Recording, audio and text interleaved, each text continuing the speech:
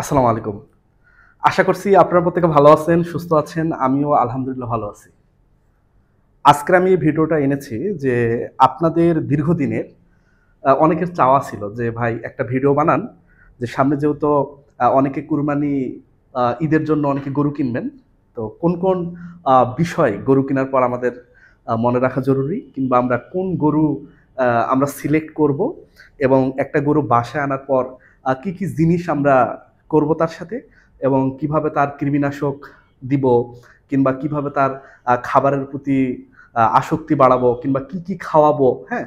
পুরো যে প্রক্রিয়াটা বাজার থেকে গরু কেনার পর পুরো পদ্ধতিটা নিয়ে আমি আজকের এই ভিডিওতে আলোচনা করব। আজকের এই ভিডিওটা আমার পছন্দের না, এটা আপনাদের সকলের পছন্দের ভিডিও ইনশাল্লাহ হতে যাচ্ছে।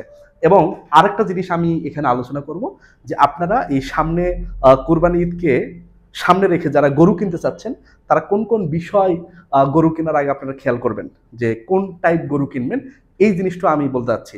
এবং আপনাদের আরেকটা অনেকের কোশ্চেন ছিল যে একটা খাবারে আমরা যে একটা রেশন তৈরি করলাম, যে এই রেশনে কত পার্সেন্ট, হ্যাঁ কত পার্সেন্ট প্রোটিন হলো, এই প্রোটিনের হিসাবটাও কিন্তু আজকে আপনারা পাবেন এবং এটা আমি কিন্তু ইনশাল্লাহ করে ফেলছি। ওকে, যে কতটুকু আপনার রেশনে প্রোটিনের পার্সেন্টেজ হলো। তো চলেন আমরা ডিরেক্ট ভিডিওতে যাই এবং আপনারা প্রত্যেকে ভাই একটা করে লাইক দিবেন যাতে করে আমার একটু অনুপ্রেরণা পাই এবং ভিডিওর প্রতি মেকিংয়ের প্রতি একটু আগ্রহ আর একটু বেশি আসে। তো আমরা ভিডিওতে যাই। যে আমি এখানে ক্যাপশন লিখছি যে হাট থেকে গরু কেনার পর আমাদের করণীয়, মোটা তাজাকরণ কিভাবে করবেন এবং সার্বিক যে ব্যবস্থাপনা, টোটাল ব্যবস্থাপনা, এই জিনিসটা আমরা লক্ষ্য রাখবো। আপনি যখন আমার এই ভিডিওটা দেখতেছেন, হয় আপনি প্রপারলি ব্যবসায়ী খামারি অথবা আপনি হয়তো ছোট পরিসরে হয়তোবা গরু লালন পালন করেন। অনেকেই হয়তোবা পরবর্তীতে বড় পরিসরে করার চিন্তা ভাবনা আছে। তো ভাই যেটাই করেন, ব্যবসার মূল নীতি হলো সেখান থেকে বৈধ পথে অবশ্যই ভালো একটা লাভ হতে হবে। যদি ব্যবসায় লাভ করতে না পারেন তাহলে ওই ব্যবসায় কিন্তু বেশি দিন থাকবে না এবং সেখান থেকে আপনার গুটিয়ে নিতে হবে কিংবা অন্য প্রফেশনে আপনাকে কিন্তু যেতে হবে। তো আমার টার্গেট যে কিভাবে আপনারা এখান থেকে লাভবান হতে পারবেন যাতে করে পরিবার চালাতে পারেন, একটা ভালো একটা লাইফ লিড করতে পারেন, সেই কারণেই মূলত আমার এই দিক নির্দেশনাগুলো দেওয়া। তো আপনারা গরু কেনার আগে মাথায় দুটা জিনিস রাখবেন, দুইটা জিনিস মনে রাখবেন, যে ছোট গরু কিনতে চাচ্ছেন নাকি কিনতে চাচ্ছেন বড় গরু। ঠিক আছে, যদি আপনারা ছোট গরু কিনেন, ধরেন 40,000 বা 50,000 বা 60,000 যদি একটা গরু কিনেন, এই গরু ঈদ আসতে আসতে ধরেন 1,20,000 বা 1,25,000 বা 1,00,000-এর উপরে বা 1,00,000-এর মতো দাম হতে পারে। কিন্তু যদি আপনারা বড় গরু কিনেন, এখনই ধরেন 1.5 লাখ টাকাতে গরু কিনলেন বা 2 লাখ টাকা 2.5 লাখ টাকাতে একটা গরু কিনলেন, তাহলে ওই গরু আপনার এলাকায় বিক্রি করার কোনো জায়গা আছে কিনা, এই জিনিসটা কিন্তু আপনাকে মাথায় রাখতে হবে। তাহলে গরু যদি ছোট লালন পালন করেন তাহলে বড় হলে ওই গরু বিক্রির কোনো সমস্যা নাই, ওই গরু আপনি ইজিলি বিক্রি করতে পারবেন। কিন্তু যদি গরু অনেক বেশি বড় করে ফেলেন, বড় গরু কিনেছেন, ওই গরুকে আরো বেশি বড় করে ফেলছেন, 3 লাখ 4 লাখ 5 লাখ টাকা গরুর দাম হলো, এই গরু কিন্তু বাজারে গিয়ে বিক্রি করার কষ্ট, অনেক হ্যাসেল। এবং আমি মনে করি বড় গরুর থেকে ছোট গরুতে লাভের পরিমাণ অনেকটাই বেশি।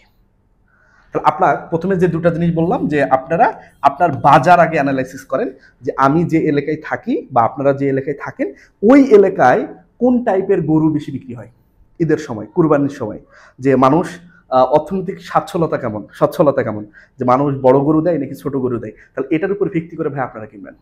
তবে আমি যখন করবো ইনশাল্লাহ, আমি সামনে বছর করব জানুয়ারিতে, আপনারা জানেন আমার নিচু জায়গা ওটা বড় করতেছি এবং জানুয়ারি ফেব্রুয়ারির মধ্যে আমি ইনশাল্লাহ প্রথম লটের গরু তুলব। এরপর আপনারা অবশ্যই দেখবেন, আমি অবশ্যই ভিডিও দিব। তা আমি হলে যে জিনিসটা করতাম, অবশ্যই আমার বাজেট রাখতাম 40,000 থেকে শুরু করে এটা 80,000-এর মধ্যে, 40 থেকে 80,000 এই বাজেটের মধ্যে গরু কিনতাম। এবং এই 40,000-এর গরু হয়তো বা 6 মাস বা 7 মাস পালন করা বা 5 মাস পালন করার পর এটাকে যত বেশি করা যায়, যে লাখের কাছে বা 80,000 বা 85,000 এইরকম একটা দাম করা যায় কিনা বা 1 লাখের একটু উপর করা যায় কিনা, আর 80,000-এর যে গরুটা এটাকে 1,30,000 বা 1.5 লাখের মধ্যে আনা যায় কিনা, এটা হতো আমার টার্গেট। একটা গরু প্রতি খুব বেশি লাভ করা যাবে না, 25-30 হাজার মনে করি গুড প্রফিট। হ্যাঁ, আপনাদের টার্গেটটাও এমন হওয়া দরকার। অনেকের আবার বেশি টার্গেট হতে পারে, তো সেটার ব্যাপার আলাদা। তবে ম্যাক্সিমাম ক্ষেত্রে আপনারা মনে রাখবেন যে গরু প্রতি মূলত যে 30-40 হাজার প্রফিট, এটা হলো বেস্ট প্রফিট। বাংলাদেশের বিভিন্ন হাটে ছোট সাইজের গরু পাওয়া যায় কিংবা হাড্ডিসার গরু পাওয়া যায়, যেগুলো দেখবেন যে আকারে আকৃতিতে বড় গরু কিন্তু স্বাস্থ্য খুবই কম। এই গরুগুলাকে আপনারা বাসায় আনবেন এবং বাসায় আনার পর এগুলাকে লালন পালন করে কিছু প্রসেস আছে, এগুলা করে আপনারা বাজারজাত করে ফেলবেন ভাই। ঠিক আছে, এটা হলো মেন প্রসেস। আপনারা খোঁজ খবর নেবেন যে কোন এলাকায় কোন হাট বসে কিংবা কোন হাটে একটু কম দামে পাওয়া যায়। তবে বড় গরুর ব্যাপারে আমি অল টাইম বলি ভাই, বড় গরু আমি একটু আপনাদেরকে ডিমোটিভেট করি যে গরুকে খুব বেশি বড় করার দরকার নেই। আপনার আমার উভয়েরই দরকার ভাই, কিভাবে গরু থেকে লাভ করা যায়। লাভ করা যায় কিভাবে, এটা লাভ।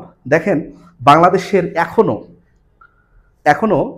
80-90% পরিবার যে কুরবানিগুলো দেয়, এগুলো 1 লাখ বাজেটের মধ্যেই বা জাস্ট 1 লাখের একটু বেশি। কিছু পরিবার আছে হয়তো ঢাকা কেন্দ্রিক বা চট্টগ্রাম কেন্দ্রিক বা বড় বড় শহর কেন্দ্রিক, এনারা 2 লাখ, 2.5 লাখ, 5 লাখ, 10 লাখ পর্যন্ত কুরবানি দিতে পারে। তবে এই ব্যাপারটা আলাদা। আমরা যাদের টার্গেট হওয়া উচিত যে তারা ছোট গরুকে লালন পালন করে একটু বড় বানাবে। তো চলেন এখন আমরা পুরো ধাপটা নিয়ে কথা বলবো যে বাজার থেকে একটা গরু কিনলেন, এই গরুকে গাড়িতে করে বাসায় আনলেন বা যেভাবে হোক বাসায় আনলেন, আনার পর আপনাদের পুরো প্রসেসটা কি হতে যাচ্ছে এটা আমরা দেখি। 1 নম্বর, পরিবহনের সময় যে জিনিসটা আমাদের দেখতে হবে। ধরেন আপনি দিনাজপুর থেকে একটা গরু কিনলেন, ওই গরুটা গেল ধরলাম টাঙ্গাইল। তাহলে দিনাজপুর থেকে টাঙ্গাইল অলমোস্ট প্রায় 150 কিলোমিটার, একটু বেশি হতে পারে। মানে আমার যে বাসা 150 বা 200 কিলোমিটার ধরলাম হলো। তাহলে এই 150 কিলোমিটার যদি হয় তাহলে গরু কিন্তু নিয়ে যেতে অলমোস্ট 5-6 ঘন্টা তো লাগবেই। বাস যাওয়া এক জিনিস আর গরুর গাড়ি যাওয়া এক জিনিস, এটা স্লো যাবে, ট্রাক একটু আস্তে যাবে। তাহলে আপনাদের পরিবহনের সময় যে জিনিসটা মাথায় রাখতে হবে যে খুব যেন ঠেসাঠেসি না করে গরু তোলেন, যে এমন চাপে গরু রাখছেন গরুর জীবনে একবার নাজেহাল অবস্থা, এটা দরকার নেই ভাই। বা এমনভাবে দড়ি বাঁধছেন বা এক করছেন যে গরু ক্ষতি হচ্ছে বা গরুর চামড়া কেটে যাচ্ছে বা ত্বক কেটে যাচ্ছে, সেক্ষেত্রে কিন্তু ভাই গরুতে সমস্যা। তাহলে মনে রাখবেন যে কোথাও ঠাসাঠাসি করবেন না, কোথাও যেন শিং বাড়ি না লাগে, হ্যাঁ, যেন শিং যেন উঠে না যায়। কারণ শিং যদি উঠে যায় বা লেজ যদি না থাকে, কেটে গেছে, তাহলে ওই গরু কিন্তু কুরবানির সময় ঝামেলা। বা খুব বড় যদি ক্ষত হয় তাহলে কিন্তু অনেকে নিতে চায় না যে এটা দাগ ছিল বা এটা অমুক ছিল, হয়তো গরুটা ভালো না বা বড় কোনো অসুখের মধ্য থেকে চলে আসছে, তাহলে এই গরু নেওয়া যাবে না। এটা কিন্তু মানুষের একটা সাইকোলজিক্যাল ব্যাপার ভাই। তো যে গরুটা দেখতে শুনতে একটু ফিট, দেখতে ভালো, দেখে বোঝা যায় পরিচর্যা করছে, শিং ভালো, লেজ ভালো, সেই গরুর প্রতি কিন্তু মানুষের আগ্রহ ভালো। তাহলে পরিবহনের সময় এই জিনিসগুলো মনে রাখবেন। আরেকটা সব থেকে ইম্পর্টেন্ট, যদি অনেক দূর রাস্তা হয়, 5 ঘন্টা, 6 ঘন্টা, 10 ঘন্টা, 12 ঘন্টা, তাহলে ভাই মাঝে মাঝে ব্রেক দিবেন। 2.5-3 ঘন্টা গাড়িটা চালানোর পর কোনো একটা ছায়া জায়গায় বসে গাড়িটা রাখলো, গোটাল গাড়িও রেস্ট নিল, গরুগুলাও রেস্ট নিল। আর যদি সম্ভব হয় ওই সময় যদি পানি কোনো ক্রমে খাওয়ানো যায়, যদি যায়, তাহলে প্রয়োজনে পানি খাওয়ানোর একটু ব্যবস্থা করা যেতে পারে, যদি যায়। আর না গেলে তো সমস্যা নেই, ঠিক আছে, না গেলে তো কিছু করার নাই। কিন্তু যদি যায় পানি খাওয়ানোর ব্যবস্থা করতে হবে। কিন্তু পানি যদি খাওয়ানোর ব্যবস্থা নাও করা যায়, অন্তত 100 কিলোমিটার বা 150 কিলোমিটার যাওয়ার পর অন্তত তাকে আধা ঘন্টা বা 40 মিনিটের একটা ছায়ার মধ্যে একটা রেস্ট অবশ্যই গরুকে দিতে হবে। এতে করে আপনার গরু ভালো থাকবে ভাই, স্ট্রেস মুক্ত থাকবে। মুক্ত করা সম্ভব না, স্ট্রেসটা অনেকটাই কমে যাবে, গরুতে লাভ হওয়ার সম্ভাবনা বেড়ে যাবে, গরুর বৃদ্ধি ভালো হবে। কোয়ারেন্টাইন, করোনার পর এই আইসোলেশন, কোয়ারেন্টাইন, এই জিনিসটার সাথে আমরা অনেকেই পরিচিত হয়েছি। কোয়ারেন্টাইন মানে আলাদা রাখা। ধরেন আপনার বাড়িতে আগে থেকেই 2টা বা 1টা গরু আছে বা 5টা গরু আছে বা 10টা গরু আছে, আপনি বাজার থেকে আরো 10টা গরু আনছেন, আপনি জানেন না বাজারের ওই গরুটা কোনো রোগে আক্রান্ত কিনা বা কোনো সমস্যা আছে কিনা, আপনি কিন্তু জানেন না। কিন্তু আপনি এটা জানেন যে আপনার বাসার যে গরুগুলো আছে তাদের কি অবস্থা। তো বাসার গরুগুলা ধরলাম সুস্থ, হ্যাঁ, বা অসুস্থই ধরলাম, তাহলে আপনি যে বাইরে থেকে যে গরুটা আনবেন, মনে রাখবেন এই গরুটাকে আপনার আগের যে গরু তাদের সাথে রাখবেন না। এই গরুটাকে অবশ্যই আলাদা জায়গায় রাখবেন, অনেক দূরে একটু রাখবেন, যাতে করে রোগবালাই একজনের থেকে আরেকজনের দেহে যেতে না পারে। এই জিনিসটাকে আমরা বলছিলাম কোয়ারেন্টাইন। সর্বনিম্ন কোয়ারেন্টাইন টাইম হলো 14 দিন। যদি কোনো রোগ বেলায় থাকে এই 14 দিনের মধ্যে আশা করা যায় যে আপনার চোখে পড়বে। আর এই 14 দিনের মধ্যে যদি আপনার চোখে না পড়ে তাহলে ধারণা করা যেতে পারে যে গরুটা রোগাক্রান্ত ছিল না। তাহলে এটা আপনারা লক্ষ্য করবেন এবং গরুটা টোটালি কি থাকবে, গরুটা আলাদা থাকবে। এরপরের যদি কথা বলি শরীর পরীক্ষা, এই যে আমার বাড়ির পাশে সিটি হাট, আমি রাজশাহীতে পদ্মাবাসীকে থাকি, তাহলে পদ্মাবাসীকে যেহেতু থাকি এখান থেকে সিটি হাট মোটামুটি 3.5 কিলো বা 4 কিলোর মতো। তো আমি অনেক সময় সেখানে গেছি। ওখানে কিন্তু এই যে বিভিন্ন মহিষ বিভিন্ন জায়গা থেকে যখন আনে, গরু যখন আনে, তখন দেখা যায় যে বিভিন্ন অংশ কেটে গেছে, ফাটে গেছে, ঘা হয়েছে, শিঙের সমস্যা হয়েছে। ওনারা তখন কি করে, হাটের আগেই ওই জিনিসগুলোকে আলাদা আলাদাভাবে ট্রিটমেন্ট করে, বা যে গরুটা ট্রিটমেন্ট করে সারে ফেলতে পারে না ওই গরুটাকে কিন্তু বাজারে তোলে না। তাহলে আপনারা যেটা করবেন ভাই, গাড়ি থেকে যখন গরুটাকে নামাবেন, নামার পর রাখার পর একটু রেস্ট নেওয়ার পর গরুটাকে অবশ্যই ভালোভাবে চেক করবেন কোথাও কেটে গেছে কিনা, কোথাও কোনো সমস্যা আছে কিনা, ঠিক আছে, নাক দিয়ে পানি পড়তেছে কিনা, এই জিনিসগুলো একটু লক্ষ্য করবেন। কারণ এগুলা লক্ষ্য, নাক দিয়ে যদি পানি পড়ে এগুলো যদি হয় তাহলে মনে করবেন কোনো রোগ আছে এবং সেটা অবশ্যই সাইন সিনড্রোম প্রকাশ পাবে। তবে এগুলা হলো প্রাথমিক লক্ষণ, এগুলা আপনাকে দেখতে হবে। আর কেটে যাওয়া, ফেটে যাওয়া এগুলা তো জাস্ট ইনস্ট্যান্ট ঘটনা, যে পরিবহনের কারণে এই সমস্যাগুলো হতে পারে। তাহলে ইনস্ট্যান্ট সেখানে অবশ্যই ভেটেরিনারি ডাক্তার ডেকে কিংবা এআই কর্মী যারা টুকটাক ট্রিটমেন্ট দেয় এদেরকে এনে এই জায়গাগুলো, যেহেতু সিম্পল কাজ, এগুলো কিন্তু সমাধান করতে হবে। তাহলে কোয়ারেন্টাইনের সময় এটা করতে হবে।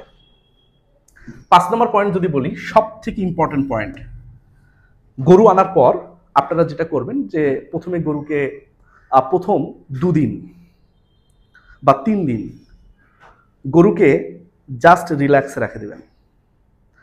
কিচ্ছু করানোর দরকার নেই গরুর জন্য, শুধু সাদা পানি, খড়, আর যদি পারেন একটু ঘাস, বা যদি কারো খড় না থাকে তাহলে পানি আর ঘাস, তবে অল্প ঘাস দিবেন, বেশি খেলে ওটা পাতলা পায়খানা হতে পারে প্রথমের দিকে।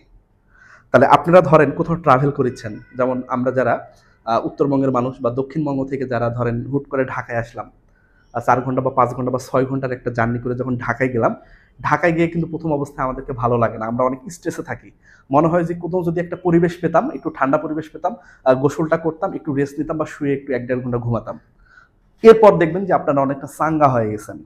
তো গরুরও সেম অবস্থা ভাই, গরু যখন এক জায়গা থেকে যখন আরেক জায়গায় যাবে বা গাড়িতে করে যখন আপনার খামারে আসলো, গরু কিন্তু অনেক স্ট্রেসে থাকে, গরু সমস্যা। তো গরুকে তখন কি করতে হবে, কোনো ডিস্টার্ব দেওয়া যাবে না, কোনো ভারী খাবার দেওয়া যাবে না, ভারী খাবার গরু সহ্য করতে পারবে না ওই সময়। তা আপনারা যেটা করবেন, জাস্ট গরুকে সাদা পানি, শুকনো খড় অথবা ঘাস অথবা দুটাই প্রোভাইড করবেন। গরু 2 দিন রেস্ট নিক, গরু পুরো রেস্ট, কোনো কথাবার্তা ছাড়াই গরু রেস্ট নেবে। 2-3 দিন পর আপনারা যে জিনিসটা করবেন, এই কৃমিনাশক করতে হবে। খুবই খুবই খুবই খুবই ইম্পর্টেন্ট।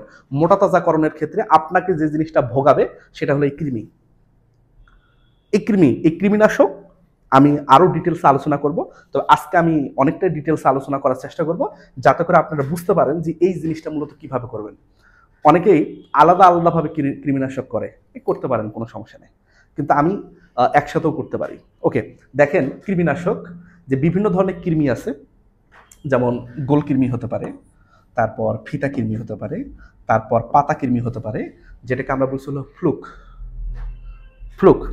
এই গোল কৃমি, ফিতা কৃমি, ফ্লুক, এই ফ্লুকটা মূলত অনেক আতঙ্কের নাম। এই ফ্লুকটা ধরেন লিভারে ঢুকলে লিভার ফ্লুক, লাঞ্চে ঢুকলে লাঞ্চ ফ্লুক, ঠিক আছে, এগুলা কিন্তু সেখানে সমস্যা করে। তাহলে এই 3টা কৃমি মূলত সমস্যা, আর এই কৃমির আক্রমণের কারণে গরুর বিভিন্ন ধরনের সমস্যা হয়। অনেক সময় গরু খেতে চায় না, আবার অনেক সময় গরুর ডায়রিয়া হয়েছে, অনেক সময় গরুর পেট ফুলেও উঠতে পারে, তারপর হজমে সমস্যা হয়েছে, গরু আর কি হতে পারে, যে দুধের উৎপাদন কমে যেতে পারে, গরুর রোগাটে হয়ে যেতে পারে, হ্যাঁ, লিভারের সমস্যা হলে ধরেন চোখ হলুদ হয়ে গেছে গরুর, ঠিক আছে, যে পরিমাণ খাওয়াচ্ছেন সে পরিমাণ আউটপুট পাচ্ছেন না। একটা গরু প্রতিদিন যদি ভালোভাবে ব্যবস্থাপনা করা যায়, ধরেন 800 থেকে 900 গ্রাম পর্যন্ত লাইভ ওয়েট বাড়তে পারে একটা গরুর। তাহলে 900 গ্রাম যদি লাইভ ওয়েট বাড়ে, তাহলে এটাকে যদি আমরা কনভার্ট করি তাহলে মোটামুটি 500 গ্রামের মতো মাংস হতে পারে, 500 গ্রামের মতো। তাহলে সেক্ষেত্রে এগুলা কিন্তু কোনোটাই পাবেন না। কি জন্য পাবেন না? যদি এই কৃমির আক্রমণ হয়। তাহলে গোল কৃমিও সমস্যা, ফিতা কৃমিও সমস্যা, পাতা কৃমিও সমস্যা, এরা দেহের বিভিন্ন জায়গায় আক্রমণ করে। রুমেনে থাকে, রেটিকুলামে থাকে, তারপর ইন্টেস্টাইনে থাকে, হ্যাঁ, বিভিন্ন জায়গায় থাকে। এরা কি করে, যে এদের দেহ থেকে খাবার নাই, গরুর দেহ থেকে খাবার নেই, তাহলে যে খাবারটা গরুকে দিলেন সেই খাবার যদি এরা পুষ্টিগুণটা খায় তাহলে গরুর বৃদ্ধি কেমনে হবে? বৃদ্ধি হবে না। এই কারণে কৃমিনাশকটা অবশ্যই করতে হবে। তো আপনি তো জানেন না যে বাজারে যে গরুটা আনছে এটা কি কৃমিনাশক করা আছে কিনা, হয়তো আপনি ব্যবসায়ী থেকে কিনতে পারেন। আর যদি কখনো কোনো তথ্য পান যে কৃমিনাশক করছে বা আপনি জানেন বা তাকে বিশ্বাস করা যায়, তাহলে সেক্ষেত্রে ব্যাপারটা আলাদা হতে পারে। আর যদি কোনো তথ্য না পান বা তাকে বিশ্বাস না করেন, তাহলে আপনারা যে জিনিসটা করবেন, এই যে কৃমিনাশক আনার 3-4 দিন পর, গরু আনার 3-4 দিন পর, গরু 3-4 দিন রেস্ট নেবে, 3-4 দিন পর broad spectrum, broad spectrum spectrum anthelmintic মানে কৃমি ট্যাবলেট, কৃমিনাশক, ঠিক আছে, ব্রড স্পেকট্রাম অ্যান্টিহেলমেন্থিক ট্যাবলেট পাওয়া যায়। যে এত কেজির জন্য এতটা বোলাস, এত কেজির জন্য এতটা ব্লাস, মূলত 70 কেজির জন্য একটা ব্লাস অনেকে আমরা খাওয়াই। তাহলে গরুর ওজন 70 কেজি হলে একটা ব্লাস, 140 কেজি হলে দুটা ব্লাস, এরকম ব্লাস আপনারা খাওয়াই দেবেন গরুর ওজন অনুযায়ী। তো একটা খাওয়ানোর পর ব্রড স্পেকট্রাম, শোনেন, এখানে কিন্তু কোনোটা লিভারের জন্য খাওয়াচ্ছেন কিংবা অন্ত্রের জন্য খাওয়াচ্ছেন এগুলা কোনো না, এটা হলো ব্রড স্পেকট্রাম। আপনারা যখন গিয়ে দোকানে গিয়ে যখন বলবেন, আমি কোনো কোম্পানির নাম বলতে চাই না এবং ঔষধেরও ভাই নাম বলতে চাই না, কারণ ঝামেলা। আপনারা ওখানে গিয়ে কি থেকে কি বলবেন, আমি কারো মার্কেটিংও করতে চাই না ভাই। হ্যাঁ, আপনারা এই যে বিভিন্ন ব্রড স্পেকট্রাম মানে অ্যান্টি হেলমেন্থিক যদি দেন, মানে এই ওষুধটার কাজ কি, এই তিনটার উপরই কাজ করবে, তিনটার উপরই কাজ করবে। সেখানে গোল কৃমিরও সমস্যা করবে, ফিতা কৃমিরও সমস্যা করবে, পাতা কৃমিরও সমস্যা করবে, মানে প্রত্যেকটাকেই সে একেবারে ধ্বংস করার চেষ্টা করবে। তবে শতভাগ ধ্বংস হবে না, হয়তো 50% হলো বা 60% হলো বা 70% হলো, কিন্তু আরো কিছু পার্সেন্টেজ সেখানে থাকবে। আজকে কয় তারিখ?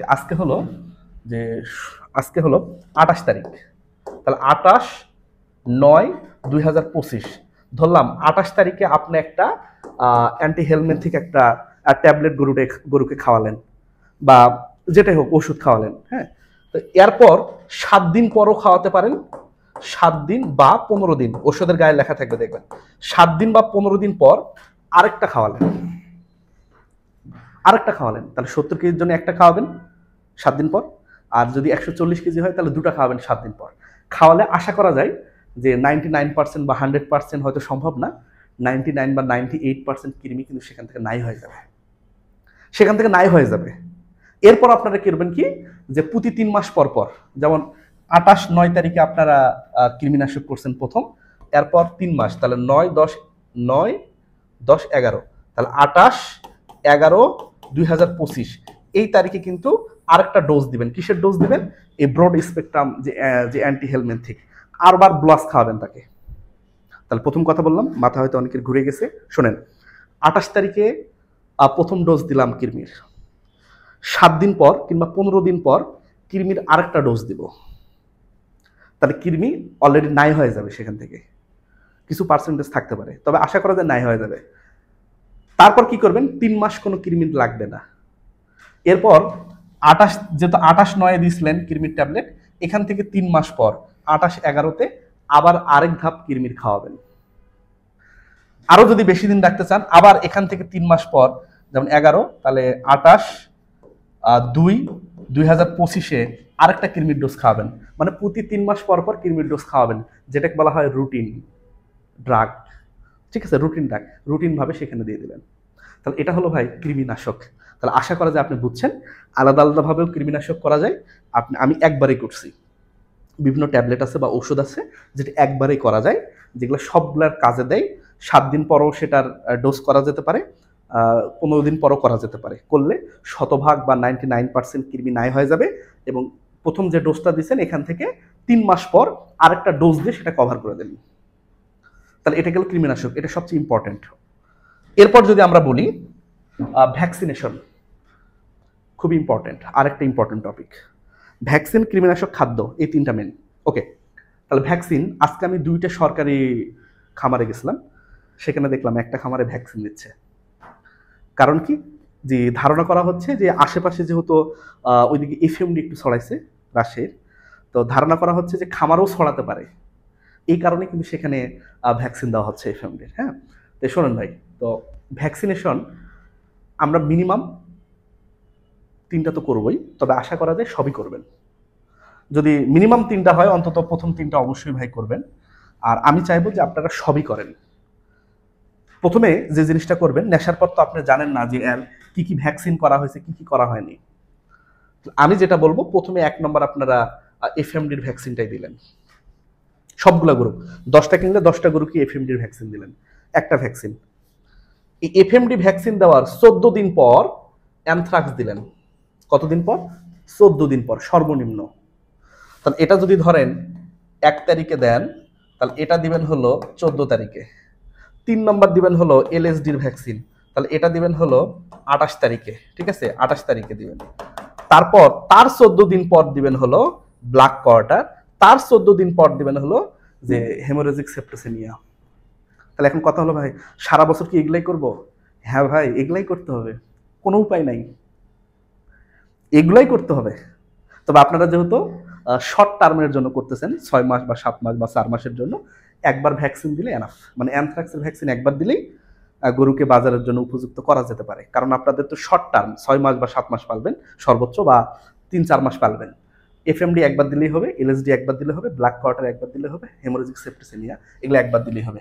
এগুলা আপনারা পাবেন কোথায়? এগুলা ম্যাক্সিমাম ওষুধ পাবেন আপনারা উপজেলা প্রাণী সম্পদ হাসপাতালে। এগুলোর দাম খুবই কম, দাম খুবই কম, আপনারা অনেক কম দাম। যে হয়তো গরু প্রতি 500-600 বা 1000 সর্বোচ্চ, যদি একটু ওষুধ না পান, যে গরু প্রতি সর্বোচ্চ সব ভ্যাকসিন মিলে 500 থেকে 1000 টাকা যেতে পারে সর্বোচ্চ। এটা আরো কমে যেতে পারে, যদি আপনার গরুর সংখ্যা বেশি হয় তাহলে এই ভ্যাকসিনের দাম আরো কমে যাবে। হ্যাঁ, তাহলে একটা গরু প্রতি আপনার মিনিমাম ধরে রাখেন 500 টাকা, আর ম্যাক্সিমাম ধরে রাখেন 1000 টাকা ভ্যাকসিনের প্রতি। অবশ্যই ভ্যাকসিন করবেন, না হলে ভাই অসুস্থ হলে এর থেকে মেলা টাকা বেশি চলে যাবে। তাহলে ভ্যাকসিন গেল, ভ্যাকসিন ইম্পর্টেন্ট। এরপর ভিটামিন মিনারেল মিক্সার, এটা আপনারা খাওয়াতেও পারেন, কারণ গরু যখন বাজার থেকে আসে, গরু অনেক সময় দুর্বল থাকে, তাহলে দুর্বল যদি হয় একটু ভিটামিন মিনারেল মিক্সার দেয়। আচ্ছা, এটা না দিলেও কোনো সমস্যা নেই, এটা আপনারা রেশনের সাথে দিতে পারবেন। 8 নম্বর পুষ্টিকর খাবার অভ্যস্ত করা। 7 নম্বর পুষ্টিকর খাবার। আচ্ছা, 7 নম্বর পুষ্টিকর খাবার।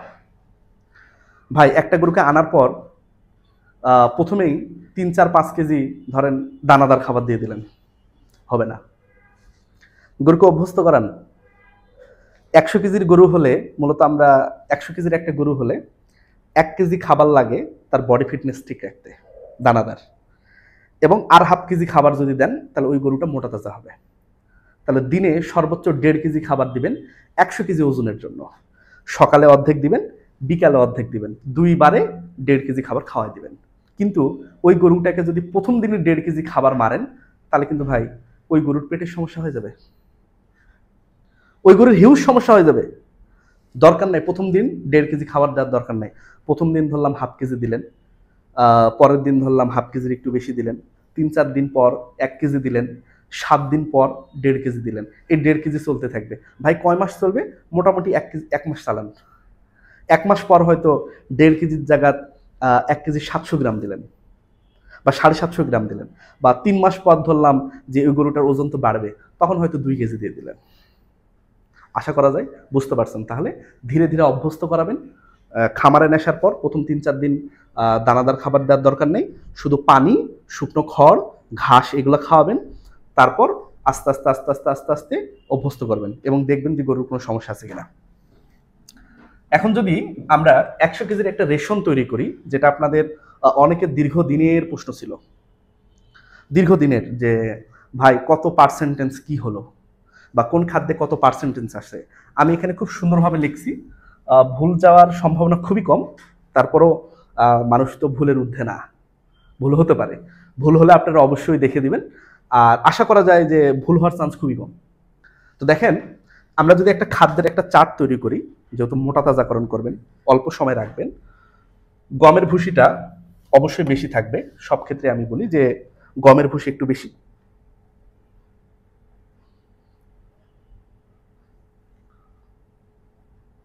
আচ্ছা, গমের ভুসি একটু বেশি, এখানে আমরা রাখছি হলো 40 কেজি। সরিষার খৈল, আপনারা যে কোনো খৈল দিতে পারেন, 20 কেজি। ভুট্টা ভাঙ্গা, ভুট্টাকে ভেঙে দিতে হবে একবারে, একবারে ভেঙে দিলেন, আটা না কিন্তু, ভুট্টাকে ভেঙে দিতে হবে, এটা আমরা দিচ্ছি 16 কেজি। ধানের গুঁড়া, দাম কম তাই 15 টাকার মতো, বা 12 টাকা 15 টাকা কেজি, বা আরো কম হতে পারে, বা বেশি একটু হতে পারে। ধানের গুঁড়া 10 কেজি মিনিমাম দিবেন। ডাল ভাঙ্গা, যে কোনো ডাল ভাঙ্গে দিতে পারেন, সেটা হতে পারে খেসারির ডাল, হতে পারে মাসকালাই। এটা কি করবেন, বাজারে নিয়ে যাবেন, নিয়ে যেয়ে ভাঙবেন। ভাঙলে কি হবে, যে ভুট্টার মতো ভেঙে যাবে, ঠিক আছে, দানা দানা হয়ে যাবে, তখন এই ডাল ভাঙাকে খাওয়াই দেবেন। লবণ, অবশ্যই লবণ লাগবে, লবণ মিনিমাম 1 কেজি। ভিটামিন পাওয়া যায়, ভিটামিন পাউডার পাওয়া যায় বাজারে, ঠিক আছে, ভিটামিন পাউডার। এই ভিটামিন পাউডার 1 কেজির রেশনের জন্য 1 কেজি আপাতত দেন, সমস্যা নেই। অনেক ক্ষেত্রে এটা 1.5 কেজি পর্যন্ত দেওয়া যেতে পারে, তবে আমি পরামর্শ দেবো 1 কেজি দেন। এবং মিনারেল, আমি অনেককে চুনা পাথর বলতাম, অনেকে বুঝতেন না, তো এখন বলি যে মিনারেল মিক্সার পাওয়া যায় বাজারে প্যাকেট আকারে। হ্যাঁ, এই মিনারেল মিক্সার বিভিন্ন কোম্পানির হতে পারে, যেটা আপনার কাছে, যেটা আপনি পাবেন ভালো মতো, যেটার উপর বিশ্বাস আছে দোকানদার বা একের উপর, আপনারা সেটা নেবেন, কোনো সমস্যা নেই। মিনারেল মিক্সার, তাহলে উপাদান কটা হলো, 1 2 3 4 5 6 7 8, 8টা উপাদান, এগুলা মিলা হলো 100 কেজি। এখানে গমের ভুসিতে প্রোটিন থাকে 15%-এর মতো, সরিষার খোলে একটু কম বেশি হতে পারে, হ্যাঁ, উপাদানের উপর ভিত্তি করে। গমের ভুসির যদি কোয়ালিটি খুব লো হয়, তাহলে এটা 15% থাকবে না, একটু কমে যাবে। কোয়ালিটি যদি হাই হয়, তাহলে 15 বা একটু বেশি হতে পারে। সরিষার খৈল, এখানে কোয়ালিটি, ওটাও সেম কোয়ালিটির উপর নির্ভর করে, তবে গড়ে 35% থাকে, ভুট্টাতে 8% থাকে প্রোটিন, এটাতে 7% থাকে, ডাল ভাঙ্গাতে একটু বেশি 25%, এগুলাতে প্রোটিন থাকে না, ঠিক আছে। তাহলে আমরা যদি এখানে ক্যালকুলেশন করি, তাহলে 40 কেজি গমের ভুসিতে গড় 6 কেজি প্রোটিন থাকে, বাকিগুলো অন্যান্য উপাদান। এবং সরিষার খৈলে 7 কেজি প্রোটিন থাকে 20 কেজিতে, এবং ভুট্টা ভাঙ্গায় 1.28 কেজি প্রোটিন থাকে। ধানের গুঁড়ায় 0.7, এটা হলো 2.5। যদি আমরা একটু ক্যালকুলেশন করি, এটা ভুলে গেছিলাম করতে, ক্যালকুলেশন করি, তাহলে 6 প্লাস 7 প্লাস 1.28 প্লাস 0.7 প্লাস 2.5, 17.48, 17.48 এত কেজি প্রোটিন, মানে এত পার্সেন্টেজ। তাহলে 100 কেজি খাবারে এই রেশনটাতে 16.48% প্রোটিন থাকে, সরি 17.48% প্রোটিন থাকে। তাহলে অবশ্যই মোটা তাজা করানোর জন্য এটা একটা আদর্শ খাবার। অনেকেই এই উপাদানগুলো একটু কম বেশি দিতে পারে, ভাই কোনো সমস্যা নেই, আপনারা দেন, কোনো সমস্যা নেই। তবে মাথায় রাখবেন যে প্রোটিন পার্সেন্টেজটা সর্বনিম্ন যেন 15% হয়, এটা একটু মাথায় রাখবেন। 15%-এর নিচে দিলে গরুর গ্রোথ একটু কমে যাবে, তো চেষ্টা করবেন যে 15 থেকে 20-এর মধ্যে রাখার। 17% বা 17.48, এটা খুবই সুন্দর একটা প্রোটিনের পার্সেন্টেজ, এবং প্রোটিন 100 কেজির মধ্যে এই 17.48 কেজি প্রোটিন থাকে, মানে এত পার্সেন্ট থাকে। এখন খাবারের ক্যালকুলেশনটা যদি করি, গরুর খাবারের পরিমাণ আমি আগে বলেছি যে 100 কেজি ওজন, 100 কেজি ওজন যদি হয়, 100 কেজি ওজন যদি হয়, তাহলে অবশ্যই দানাদার দানাদার দানাদার দিবেন অবশ্যই 1 কেজি, হলো এই 100 কেজি ওজন ধরে রাখার জন্য, মানে আমি যতটুকু আছি, আমি ততটুকু, আমি যদি খাই তাহলে প্রথম কথা আমার ওজনটা ঠিক থাকবে, তারপর যদি আমি একটু অতিরিক্ত খাই তখন আমার ওজন বাড়বে। তাহলে এই 100 কেজি ওজন, গরুটার যে ওজন আছে ওই ওজনটাকে ঠিক রাখার জন্য 1 কেজি দানাদার দরকার। আর এটার সাথে আরেকটু বাড়াবেন যাতে ওজনটা বৃদ্ধি পায়, অন্তত 500 গ্রাম, মানে 1.5 কেজি আর কি। 1.5 কেজি খাবার দিবেন কখন, যে একটা গরুকে 100 কেজি ওজনের জন্য। যদি ওজন 200 কেজি হয়, তাহলে দানাদার খাবার দিবেন মিনিমাম 3 কেজি, 2.5 থেকে 3 কেজি। যদি 300 কেজি হয়, তাহলে এটার সাথে 3 গুণ, 4.5 কেজির মতো এটা দিবেন হলো দানাদার খাবার। এবং এটার সাথে ঘাস এবং খড়, এগুলো একটু হিসাব করার দরকার নাই, এগুলা যতটুকু পারেন দিবেন, মানে যতটুকু খায় আর কি। ঘাস এবং খড় যতটুকু খায়, যদি শুধু খড় খাওয়ান, যাদের ঘাস নাই, শুধু খড়ের ব্যবস্থা আছে, তাদের ক্ষেত্রে এই দানাদারটা আরেকটু বাড়াতে হবে, ধরেন 200 গ্রাম বাড়াই দিলেন, কারণ শুধু খড়ে খাদ্যমান কম, পুষ্টিমান কম। আর যারা ঘাস খাওয়াবেন, যে ঘাস এবং দানাদার, তাদের ক্ষেত্রে 1.5 কেজি হলেই 100 কেজির জন্য এনাফ। এবং এই খাবারটা 1.5 কেজিটা 2 বারে খাওয়াবেন, অর্ধেক খাওয়াবেন সকালে, বাকি অর্ধেক হলো বিকালে। তাহলে অর্ধেক সকালে অর্ধেক বিকালে। অনেকে পানির সাথে খাওয়ান, সমস্যা নাই, কোনো প্রবলেম নেই। অনেকে একটু এই পানির সাথে মাখে খাওয়ায়, কোনো সমস্যা নেই। অনেকে আবার শুকনো খাওয়ায়, সমস্যা নেই, খাওয়ালেই হলো। তবে আমি প্রিফার করি শুকনো খাওয়া। হালকা ওর উপর পানি ছিটে দিবেন যাতে করে এই শুকনো অংশগুলো উড়ে না যায়, যাতে করে গরুটা খেতে পারে, এবং তাহলে ভালো আর কি। আর গরুকে পর্যাপ্ত পানি, পরিষ্কার পানি দিতে হবে, এবং গরুকে অবশ্যই বিশ্রামের ব্যবস্থা দিতে হবে। রাতে দরকার নাই ভাই খাবার দেওয়ার, সন্ধ্যার পর গরুকে খাবার দেওয়ার দরকার নেই, গরু রিল্যাক্স থাক, রাতটা না খায় থাক, সকালে উঠে যত সকালে পারেন খাবার দেন, গরু খাক। দুপুরে একটু রেস্ট দিবেন, 2-2.5 ঘন্টা গরু রেস্ট নিক, আবার বিকালে দুপুরের পর পর্যাপ্ত পরিমাণে খাবার দেবেন। তো আশা করছি যে আপনারা পুরোটা ভিডিও আমার মজা পাবেন পড়লে, এবং আপনাদের ভালো লাগবে। তারপরেও যদি কোনো জায়গায় আপনারা না বুঝতে পারেন যে ভাই আমি অমুক জায়গায় বুঝি নাই, তাহলে অবশ্যই কমেন্ট করবেন, আমি অবশ্যই উত্তর দেওয়ার চেষ্টা করি ভাই। হ্যাঁ, কমেন্ট করলে উত্তর দেওয়ার চেষ্টা করি। আপাতত ভাই পার্সোনাল হোয়াটসঅ্যাপে আমি একটু কম কথা বলতে পারতেছি, আমি বিভিন্ন কারণে একটু ব্যস্ত আছি। তো হয়তো আর 2-3 মাস থাকবো ইনশাল্লাহ। এরপর আপনাদের সাথে নিয়মিত আবার আগের মতো কথা হবে। তো ভালো থাকেন, সুস্থ থাকেন। ভিডিওটা ভাই সম্ভব হলে একটু ছড়ায় দেন। আল্লাহ হাফেজ। আম্মু।